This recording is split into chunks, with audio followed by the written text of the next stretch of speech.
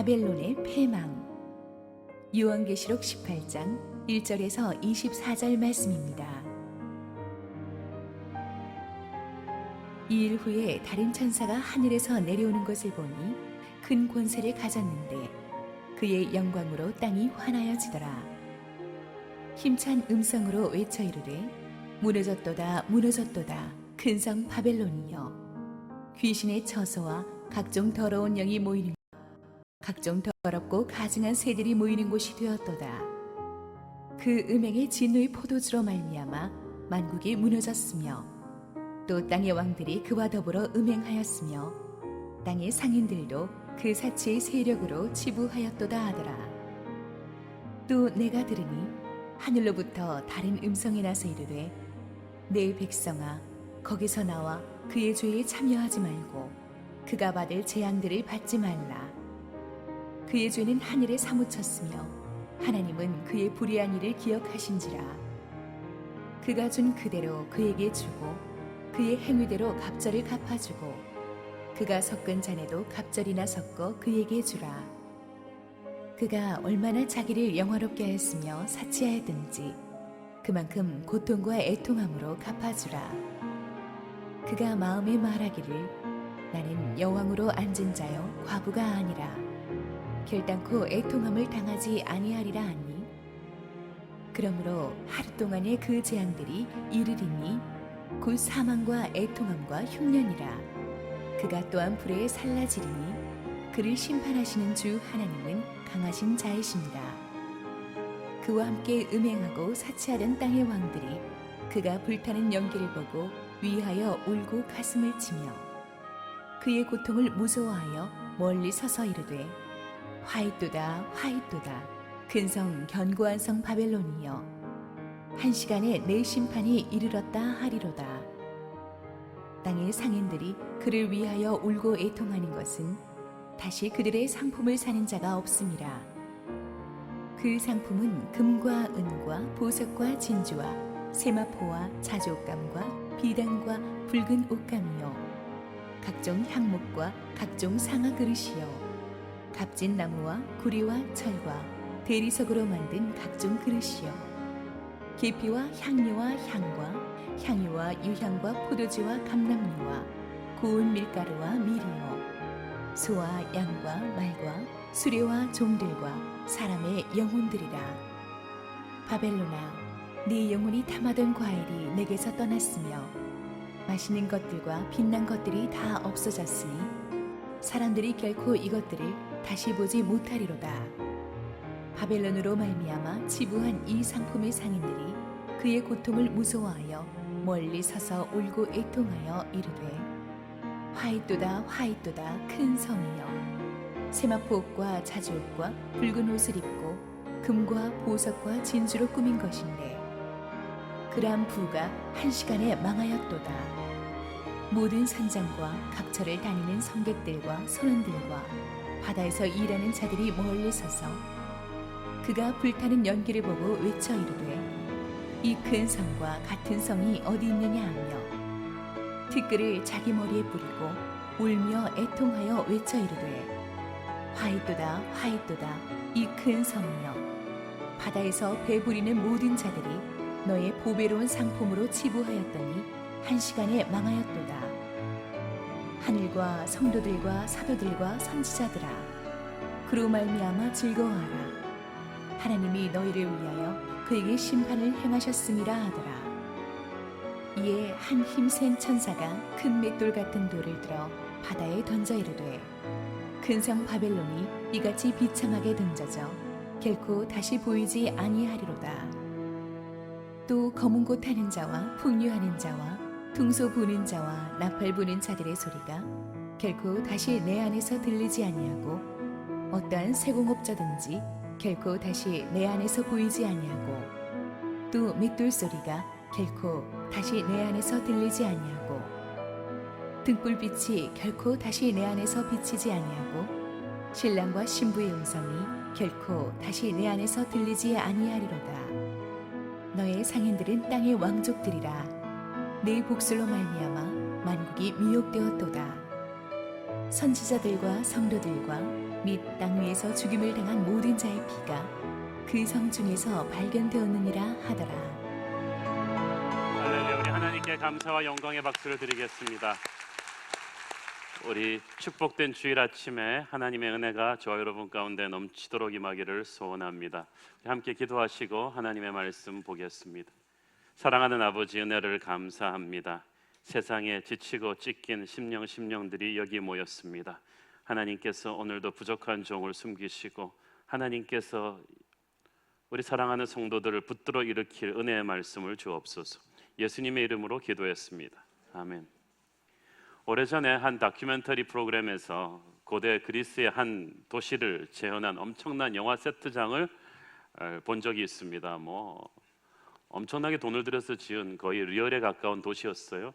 근데 마지막에 그 도시가 파괴되는 장면이었어요. 그냥 한 방에 부숴버리더라고요. 너무 아까웠어요. 무너지고 나니까 너무 허무해요. 우리가 눈에 보는 이 세상의 대도시들 참 대단하죠. 무너지지 않을 것처럼 대단해 보입니다. 뉴욕, 서울, 홍콩, 두바이 이런 데 보면은 참 대단해 보이죠. 그런데 이 계시록의 말씀은 안타깝게도 이 세상들이 한순간에 무너질 것이라고 예언합니다. 이 세상에 대해서 우리가 환상을 가지지 말라고 합니다. 멸망되기로 작정된 세상이기 때문에 그렇습니다. 그래서 그 말씀 그대로 전하는 계시록 설교가 어렵습니다. 세상에서 이렇게 열심히들 사시는데 이렇게 좀 예수의 힘으로 좀 잘 될 수 있다고 말씀드리고 싶은데 안타깝게도 그게 아니거든요. 우리가 봐야 될 곳은 이곳이 아니라 저 높은 곳이거든요. 결혼과 죄만 있는 이 땅에 그렇게 애착을 두면 안 되거든요.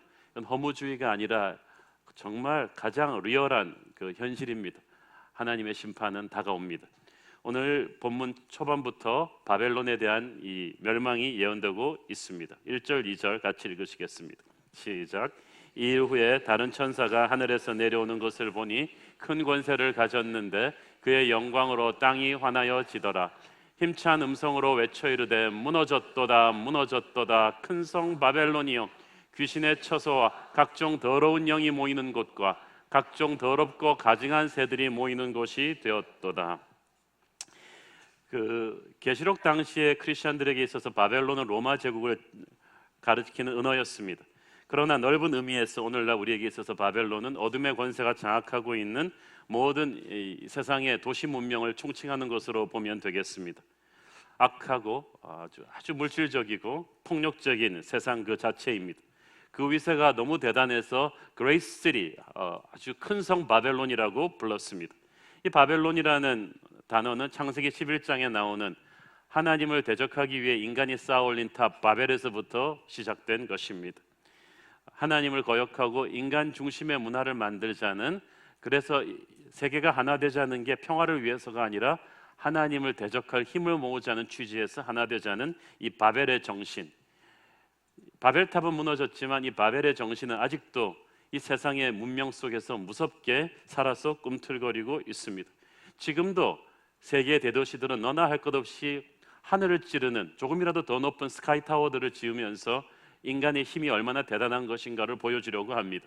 그러나 바벨론은 반드시 멸망합니다. 2절에 망하였도다 망하였도다 두 번 강조합니다.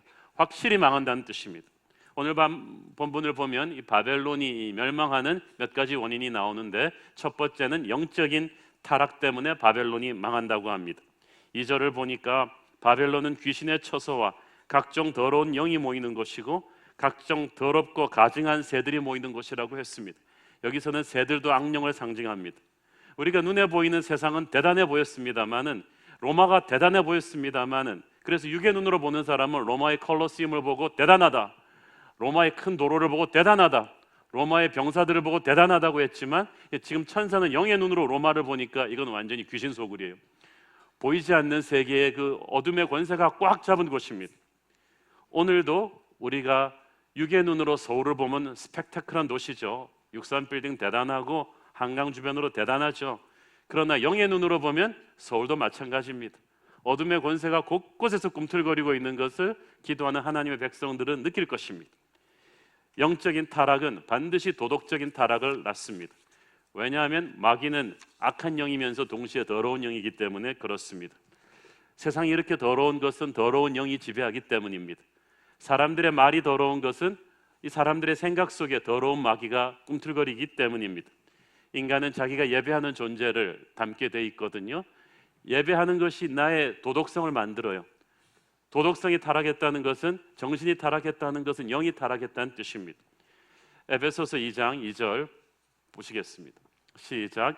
그때 너희는 그 가운데서 행하여 이 세상 풍조를 따르고 공중의 권세 잡은 자를 따랐으니 곧 지금 불순종의 아들들 가운데 역사하는 영이라. 자, 여기서 따랐다는 말이 두 번씩 나오죠. 하나님은 예수 안 믿는 사람들의 상태를 뭐라고 보냐면은 그 마귀의 통치를 따르는 상태로 봅니다. 군대 밑에 복종하고 사는 그런 뜻입니다. 성령께서 하나님의 자녀들 가운데서 아주 역동적으로 역사하시듯이 마귀도 세상 사람들 가운데서 역동적으로 역사합니다. 모든 거짓과 폭력과 음란과 배신의 뒤에 사탄의 무서운 움직임이 있어요. 그냥 괜히 일어나는 일들이 아닙니다. 영적인 전쟁은 바로 이 순간의 현실입니다. 매 순간 우리가 정신을 차리지 않으면 순식간에 이 어둠의 권세에 동화될 수도 있습니다. 이 세상이 영적으로 타락했다는 증거 중에 하나는 말세가 가까울수록 사람들이 이 정신질환이 심해요. 우울증, 불안증, 강박증, 알코올 의존증, 정신분열증, 불면증 같은 이런 여러 가지 정신질환이 선진국일수록 심하고요, 잘 사는 나라일수록 심하고 마지막이 가까울수록 심합니다. 우리나라가 옛날에 보릿고개를 넘길 때는 이렇게 많이 우울증 환자 없었어요. 이렇게 많이 불면증 환자 없었어요. 이렇게 가정 불화 심하지 않았어요. 이렇게 많이 자살하지 않았어요. 그런데 영이 타락하니까 지금 정신병이 그렇게 많은 것입니다. 두 번째 바벨론이 망하는 것은 정치적인 타락 때문에 망한다고 했어요. 3절 읽으시겠습니다. 시작. 그 음행의 진노의 포도주로 말미암아 만국이 무너졌으며 또 땅의 왕들이 그와 더불어 음행하였으며 땅의 상인들도 그 사치의 세력으로 치부하였도다 하더라. 땅의 왕들은 정치 권력자들을 가리키는 것입니다. 저는 개인적으로 제게 오셔서 그 높은 분이 전화를 하셨다고, 이렇게 선거에 나가라고 한다고, 당신이 아니면 이 나라를 뭐 구할 인물이 없다는 그런 취지로 말씀을 하셔서 저한테 카운셀링을 하면, 저는 여러분 저한테 하시면 거의 90% 집사님 말고도 이 나라를 구할 인물은 많다고 얘기합니다. 누군가는 나서서, 그럼 남이 나서고 집사님은 그냥 LCS 하시라고.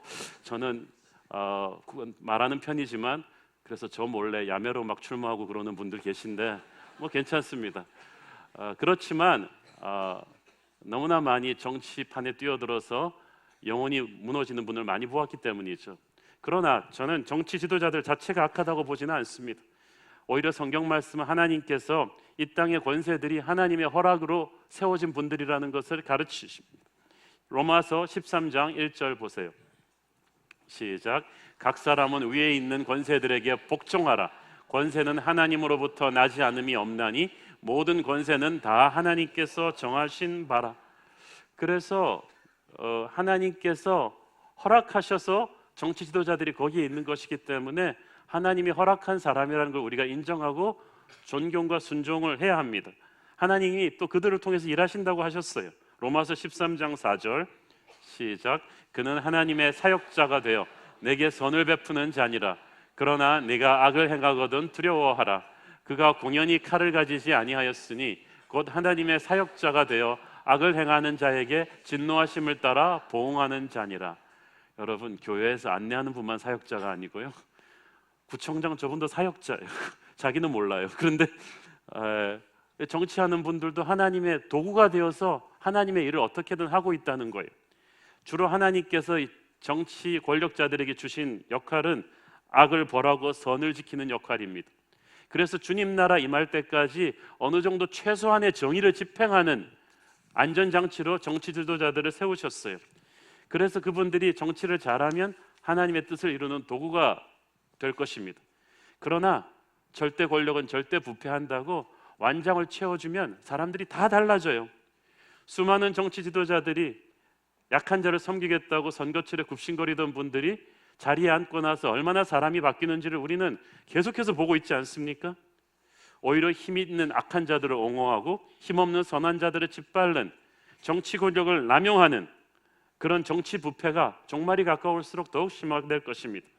하나님의 사자가 되는 대신에 마귀의 사자가 되는 정치 권력의 부패를 우리는 바벨론에서 보게 될 것입니다. 세 번째는 경제적인 타락입니다. 3절 후반부를 보십시오. 땅의 상인들도 그 사치의 세력으로 치부하였다 하더라. 사실 상인들, 이 비즈니스맨들이죠. 우리도 지금 사업하시는 분들, 크고 작은 사업하시는 분들 많으신데 사실 장사하고 돈을 버는 것 자체가 나쁜 건 아니죠. 하나님이 주신 재능으로 열심히 일해서 가족의 생계를 꾸려나가고 이 마을 저 마을이 서로 부족한 것들을 나눠 쓰고 나라 경제 수준이 전반적으로 올라가면 참 좋은 거죠. 이 장사와 비즈니스도 하나님께서 주신 축복의 통로였어요. 그러나 마귀가 항상 그렇듯이 이거를 망가뜨렸어요. 사람들 속에 있는 욕심에 불을 붙여버린 것입니다. 장사에서 번 돈으로 기본적인 생계 유지가 해결된 다음부터는 가난한 이웃들과 나눠가면서 함께 살지 않고 자기 창고에 쌓아두거나 그 돈을 가지고 아주 사치와 낭비를 하기 시작하는 일이 벌어진 거예요. 그 사치의 세력으로 치부하였다는 말은 남아도는 돈으로 이 부유층들이 과소비와 호의호식을 하기 시작했다는 것입니다. 오늘의 본문에서 특히 12절 13절에 보면은 1세기경의 로마 제국에서 상인들이 주로 다루었던 이 무역 상품 아이템들이 쫙 소개되고 있는데 보면 뭐 금, 은, 보석, 진주, 비단, 계피, 향유 모두 7종 28가지 아이템이 쫙 연결이 됩니다. 그런데 가만 보면은 대부분 생활 필수품이 아니에요. 자신들의 부와 명예를 과시하기 위한 사치품들입니다.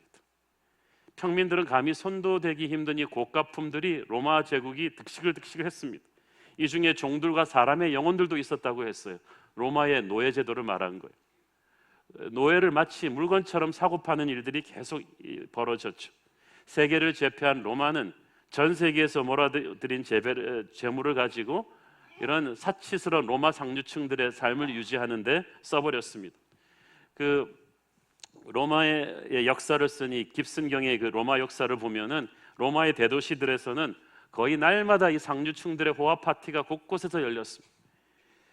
역사 기록에 보면은 산의 진미가 너무 넘쳐나서 옆에로 이렇게 물이 흐르면은 거기다가 먹은 걸 토해내고 다시 새 음식을 먹을 정도로 그렇게 음식이 썩어날 정도의 사치 파티가 계속되었다고 이 기록에 나와 있습니다.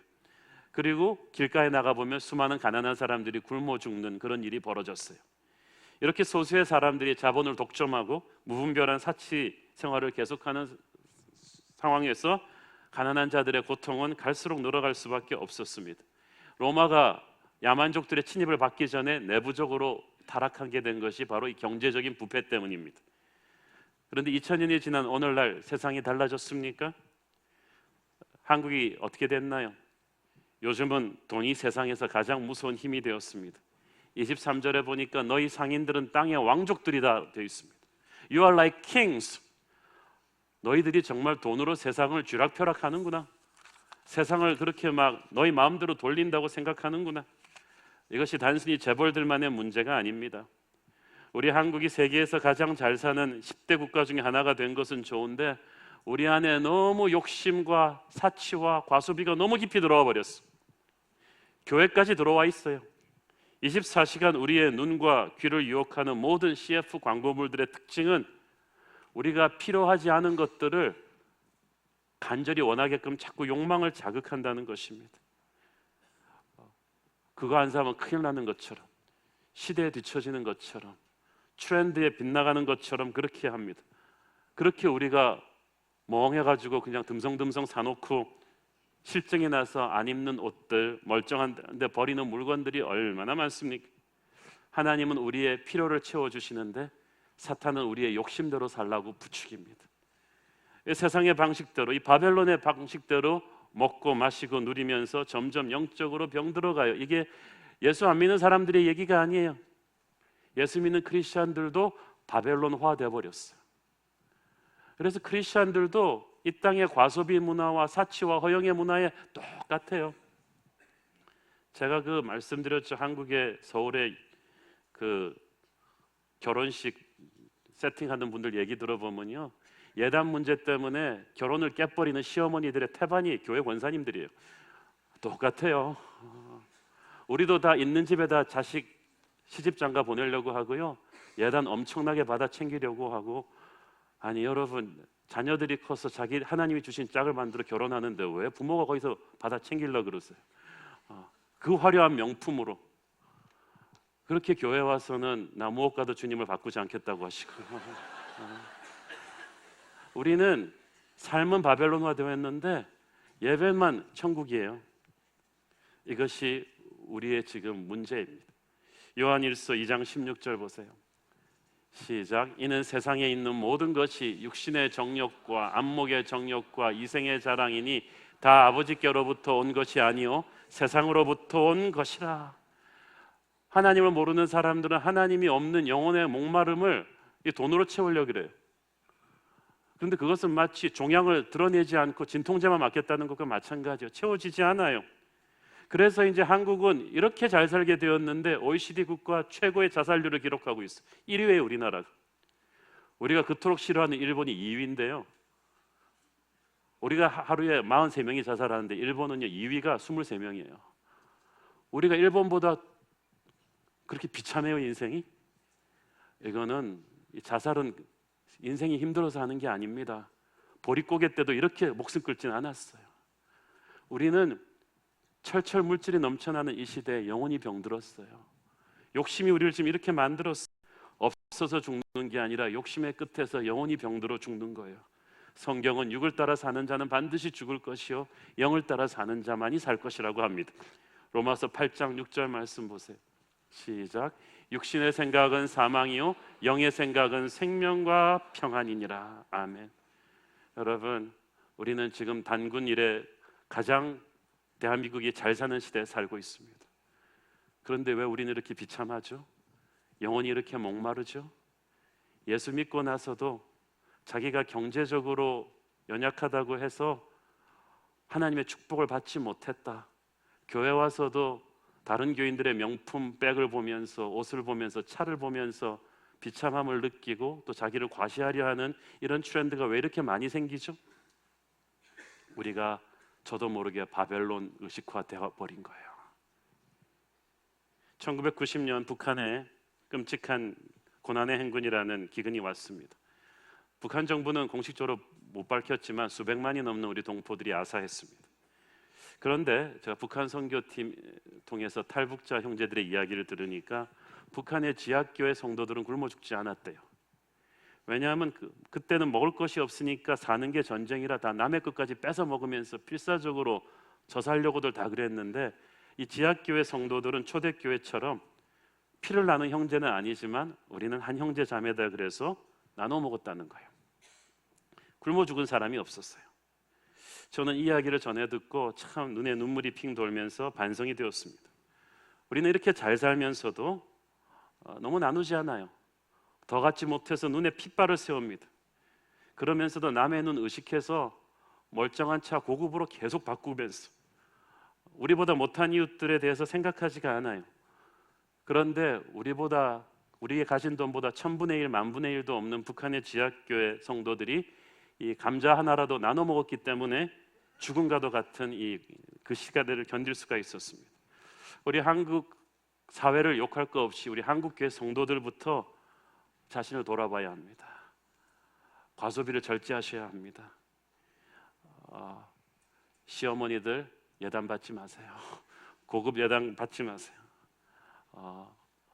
호화롭게 그렇게 하고 살지 마세요. 심플하게 사셔야 합니다.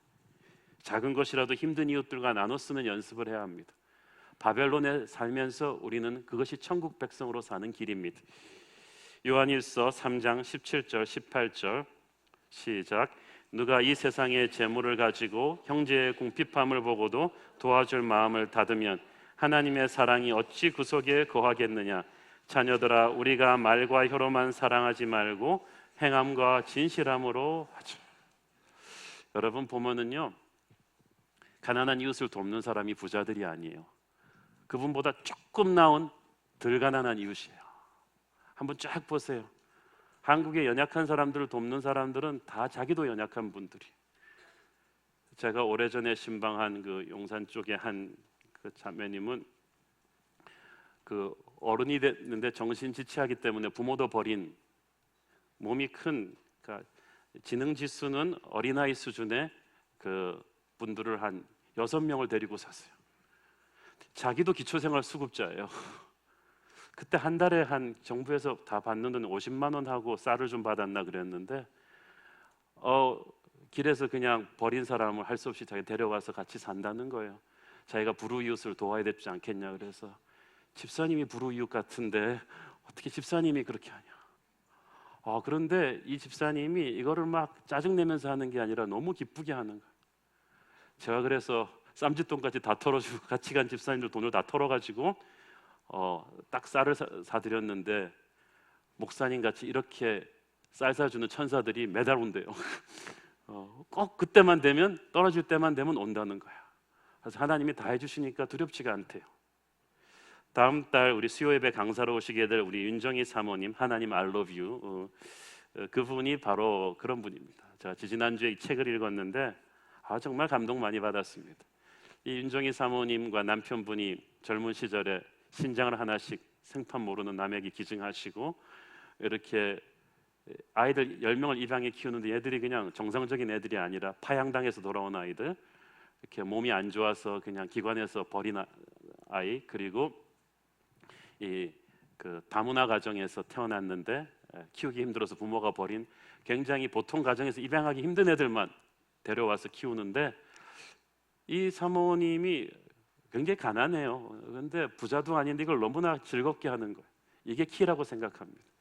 티를 내면서 하지 않고 기쁘게 즐겁게 하는, 저는 한국 교회에 이런 분들이 있어서 소망이 있구나 생각을 했습니다. 그래서 여러분 한번 꼭 읽어보시기를 권하고요.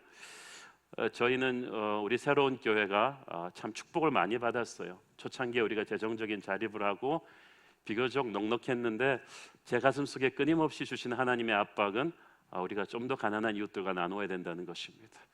우리 러브 미니스트리 사역이 있긴 하지만 조금 더 적극적으로 여기 하트가 있는 성도들을 모으고 교회 예산을 더 동원해서 우리 주변의 힘든 이웃들한테 이건 나눠줘야 돼요. 그렇지 않으면 교회도 타락해요. 이웃과 나누지 않으면 그렇게 돼요. 바벨론에 망하는 또 하나의 이유는 교만과 자기 도취 때문입니다. 우리 7절 같이 읽겠습니다. 시작. 그가 얼마나 자기를 영화롭게 하였으며 사치하였든지 그만큼 고통과 애통함으로 갚아주라. 마음에 말하기를 나는 여왕으로 앉은 자요 과부가 아니라 결단코 애통함을 당하지 아니하리라 하니, 바벨론의 교만의 상징이 내가 부족한 게 없다, 나는 여왕으로 앉은 자지 과부가 아니다. 그 당시 유대인 언어에서 과부라는 말은 가난과 애통함의 상징이에요. 나는 그런 사람 아니다, 나는 다 가지고 있다. 그러나 성경에서 볼 때 누구든지 그리스도를 자기의 신랑으로 모시고 있지 않은 사람은 과부예요. 세상 최고의 부자라고 해도 예수 그리스도가 그 사람 삶에 없다면 그 사람은 가장 가난한 자입니다. 영적으로 파산 상태예요.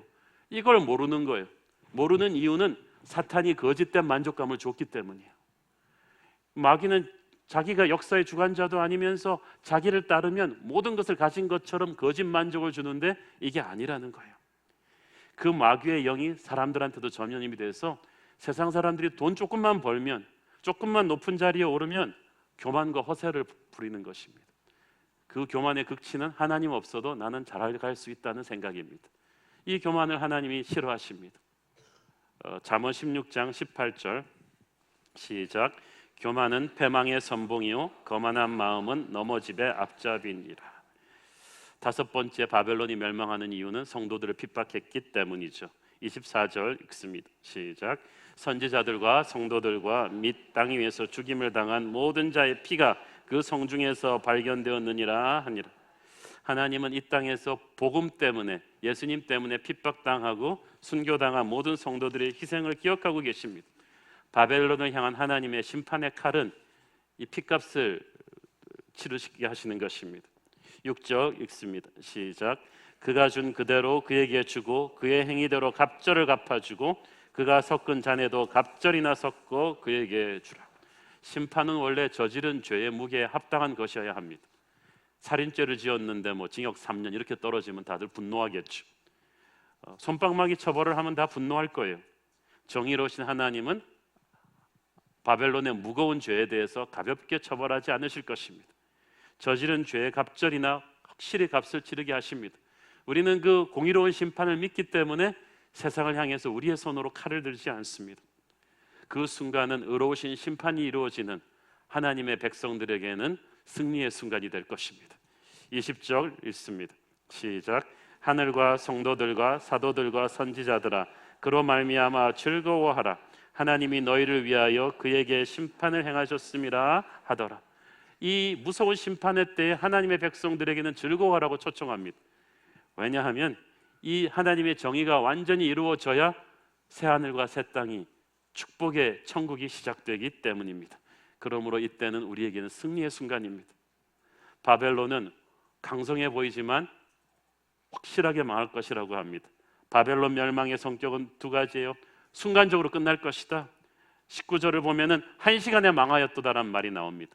여기서 말하는 1시간은 진짜 60분이란 말이 아니라 in the spot of light, 순간적으로 끝낸다는 거예요. 서서히 망하는 게 아니라 순식간에 무너뜨리겠다는 것입니다. 그러므로 심판을 여유 있게 준비할 수 없습니다. 지금 이 순간 영혼을 향한 준비가 되어 있지 않으면 우리가 내일의 태양을 다시 볼지 다시 알 수 없다는 거예요.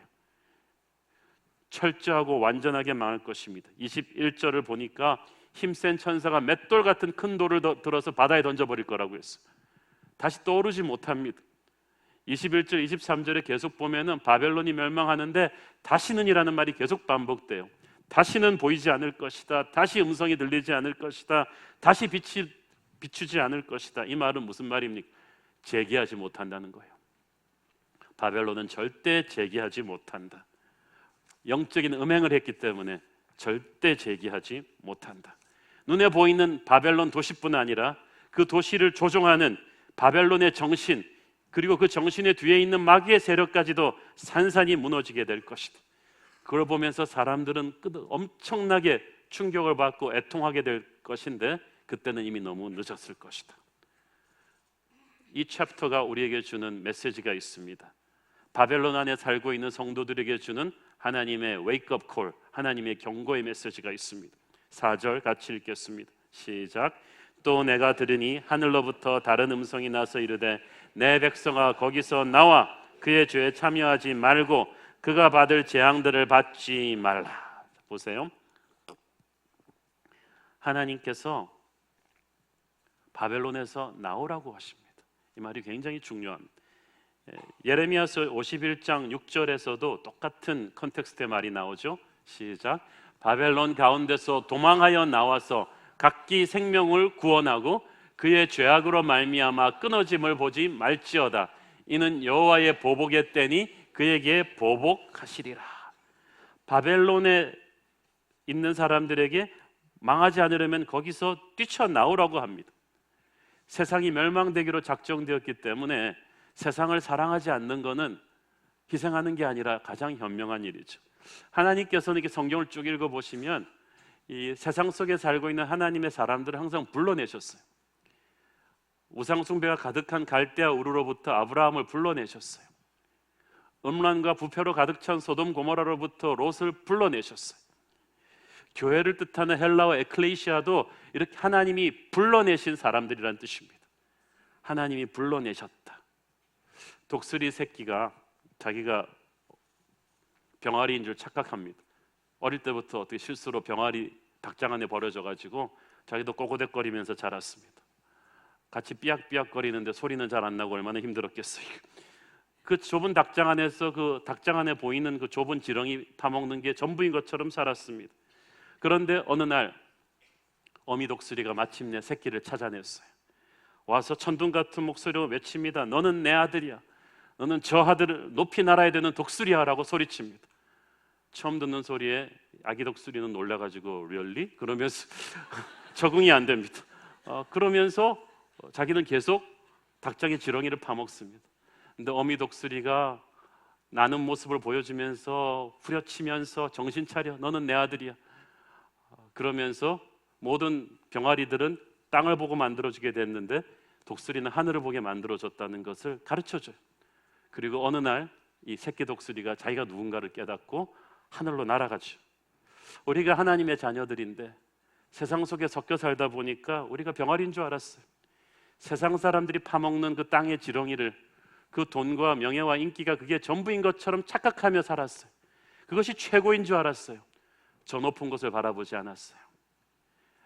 천국의 가치를 지향하지 않았어요. 그런데 하나님께서 거기서 나오라는 거예요. 바벨론에서 나오라는 말이 무슨 뜻이겠어요? 문자 그대로 짐 싸들고 우리 크리스찬들은 다 속세를 떠나 뭐 그러면 산에 들어가란 말인가요? 세상이 더러우니까 크리스찬들끼리 따로 마을을 짓고 살자. 진짜 중세기 때 그랬어요. 그게 수도원 문화의 시작이었어요. 세상이 타락했으니까 우리끼리 수도원을 짓고 살자. 그럼 수도원은 천국이 됐나요? 거기서도 살인이 일어나고요. 거기서도 막 불륜이 일어나고 타락하고 그랬어요. 하나님께서 우리가 물리적으로 세상으로부터 도피하는 것은 하나님의 뜻이 아닙니다. 내 백성아 거기서 나와라는 말은 그 다음 구절이 열쇠죠. 그의 죄에 참여하지 말라. 그러니까 바벨론을 떠나라는 말이 단순히 장소의 이동이 아니에요. 그 말은 바벨론, 너 안에 있는 바벨론 정신을 끊어버려라는 거예요. 세상 속에 살지만 세상의 정신에 동화되어서는 안 된다는 거예요. 근데 하나님께서는 우리가 세상 속에 있기를 원하지만 세상화 되기를 원하진 않으셨는데, 세상에 빛이 되라고 하셨는데 우리가 어둠에 물들어 버렸어요. 효과가 난 거예요. 우리 안에 아직도 어둠의 옛 잔재들이 너무 많아요. 그래서 우리가 너무 물들어 버린 거예요. 우리가 변화시켜야 될 대상에 의해서 변화받아 버렸어요. 그래서 우리 크리스천들의 말과 행동과 생각 속에 바벨론이 너무 많이 들어와 있어요. 아까 말씀드린 예단 문제나 자녀 교육 문제 같은 것도 다 그래요. 우리는 기도해보고 결정하지 않고 다 뉴스 보고 세상 사람들 말 들어보고 같이 결정해요. 우리가 돈을 어떻게 쓰는가, 우리가 아이들 교육을 어떻게 가는가, 이 모든 것이 우리가 과연 세상 속에서 천국적인 삶을 사는가 아니면 바벨론의 가치관으로 살고 있는가의 차이점입니다. 바닷물은 짜지만 그 물을 먹고 사는 고기는 짜지 않아요. 우리는 세상 속에 살지만 바벨론화 되어서는 안 돼요. 세상과 똑같아져 버린 성도가 세상을 변화시킬 수는 없는 거잖아요. 계시록 강해 설교를 해오면서 저는 오늘날 우리 크리스천들이 교회는 다니지만 실제 살아가는 가치관이 너무나 세상적으로 많이 물들었음을 느끼며 참으로 회개가 됩니다. 오래전 제가 한 달동네 옥탑방 5층에 사는 자매를 권사님들과 함께 신방했을 때 영하 15도의 그 추운 겨울에 5층의 그 옥탑방은 정말 마리방이지 안에 들어가도 냉기가 확 느껴지는 방인데 그게 한 평도 안 됐을 거예요. 그래서 권사님 두 분, 저 들어가고 그 자매 딱 들어가니까 우리가 앉을 수가 없었어요. 자리가 없어가지고. 그런데 거기서 그 자매가 이렇게 번역 일을 하면서 살아가고 있는 자매인데 얼굴에 하늘의 평화가 가득해요. 하나님께 기도하는데 하나님이 거기서 준 말씀은 이사야, 헵시바야, 너는 하나님의 기쁨이 될 것이다. 이것에 하나님의 기쁨이 가득한 거야. 그 집 신방 오기 전에 저는 그 평창동에 잘 사는 집을 몇 군데를 가는데 하나님이 거기는 그 말씀 안 주셨어. 그런데 이 옥탑방 5층 반평짜리 이 방에 이 자매 방에 들어갔는데 저는 안 됐다는 생각을 했는데 하나님은 기뻐하고 계셨어요. 헵시바다, 기쁨이다, 평안이다. 하나님이 지금 한국 교회를 보는 심정도 그럴 거라고 생각합니다. 북한 교회가 불쌍하다고 생각하지 마십시오. 돈이 없을 뿐이지 거기에 하나님의 기쁨이 가득할 것입니다. 오히려 지금 우리가 문제예요. 한국 교회가 너무 바벨론에 우리가 많이 물들었어요. 우리 목사 장로들도 마찬가지일 거예요. 우리가 너무 예배는 드리는데 가치관에 세상적으로 많이 물들어 있나 봐요. 교회가 세상적으로 너무 자꾸 커지려고들 해요. 건물 자랑하고 숫자 자랑하고 자꾸 돈으로 일을 하려고 합니다. 그것이 하나님 원하시는 교회겠습니까? 계시록에서 보여주는 교회는 십자가의 주님을 자랑하는 교회입니다. 한 영혼을 우주보다 소중히 여기는 교회입니다. 낮엔 해처럼 밤엔 달처럼 그렇게 살 수는 없을까? 그 찬양을 부르면서 여러분 부끄럽지 않습니까? 우리 한국 교회가 지금 너무 그 찬양을 부를 자격이 없이 타락해 버렸어요. 계시록의 교회는 사치와 낭비를 절제하고 주변의 힘든 형제들을 물질과 봉사로 돕는 따뜻한 사랑의 공동체일 것입니다. 계시록의 교회는 거짓으로 가득 찬 세상에서 끝까지 복음을 전하다가 핍박을 당하도 결코 무릎 꿇지 않는 그런 순결한 교회일 것입니다. 우리가 이것을 잃어버리면 참된 교회의 모습을 잃는 것입니다. 우리는 위기의 시대를 살고 있는데, 한국 교회가 이 위기의 시대를 살고 있는데, 이 위기는 우리 스스로가 자초한 것입니다. 우리가 바벨론에 있으면서 너무 바벨론화 되었어요. 주님 앞에 오늘 많이 회개해야 될 줄로 믿습니다. 우리는 그리스도의 단정한 신부로서 우리 안에 있는 바벨론으로부터 오늘 탈출하는 그런 역사 되기를 소원합니다. 기도하겠습니다. 하나님 은혜를 감사합니다. 오늘 주님께서 내 백성아 거기서 나오라고 하십니다. 그의 죄에 참여하지 말라고 하십니다. 바벨론에 살면서 우리는 저 높은 곳이 아니라 이 땅을 너무나 사랑하게 된 것을 회개합니다. 우리가 크리스천들도 은근히 너무 돈 좋아하고 주는 것보다 받는 것 좋아하고 내 형제 나를 과시하는 건 좋아하면서 내 형제의 약함을 돌아보지 않았던 것을 회개합니다. 주님, 한국교회를 바라보시는, 물질적으로는 풍성해졌지만 영적으로는 말할 수 없이 피폐해지고 무관심과 욕심으로 얼룩진 우리를 바라보시는 하나님의 눈에 눈물이 있음을 느낍니다. 주님, 우리 계시록의 메시지를 통해 우리 다시금 천국의 가치관을 재정립하고 우리 안에 있는 바벨론을 끊어버리게 하여 주옵소서. 내 이웃을 사랑하게 하옵소서. 예수님의 이름으로 기도했습니다. 아멘.